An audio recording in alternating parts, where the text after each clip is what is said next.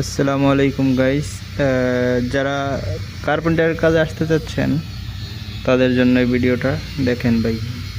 Saudi আরবে কি পরিমাণ রোদ, যা বলার বাহিরে ভাই। সৌদি আরব আসার আগে 10 বার ভাববে চিন্তা আসবেন যে কেন আসছি সৌদি আরব, কেন আসতেছি সৌদি আরব। সৌদি আরবে ভাই কাজ করার পর বেতন দেয় না। দেখেন চারপাশে রোদ, আমি উঠতে পারতেছি না কারণ সাইডে ফোন ব্যবহার করা নিষেধ।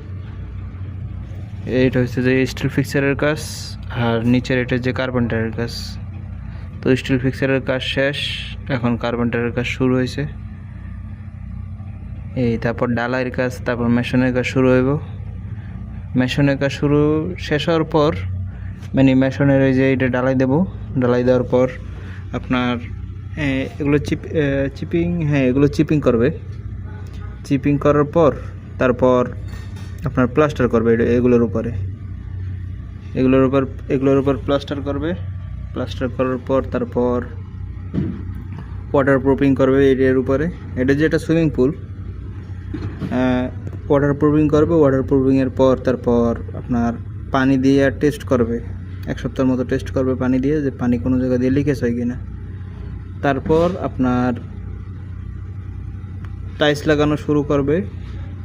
বিভিন্ন জায়গায় বিভিন্ন রকমের টাইলস আছে। ধরেন অনেক জায়গা আছে ছোট ছোট এতটুকু টাইলস, আবার অনেক জায়গায় আছে বড় বড় 5 ইঞ্চি টাইলস।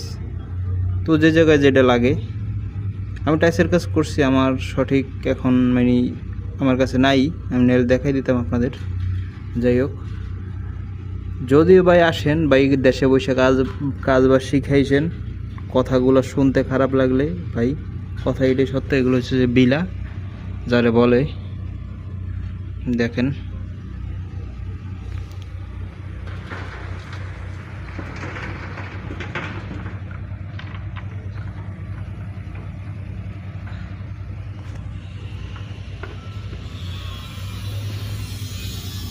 এটা হচ্ছে ভাই সৌদি আরব ভাই, একটা ফোঁটা বাতাস নেই।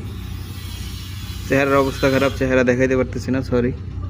তাহলে ভাই ভালো থাকবেন সবাই, আল্লাহ হাফেজ।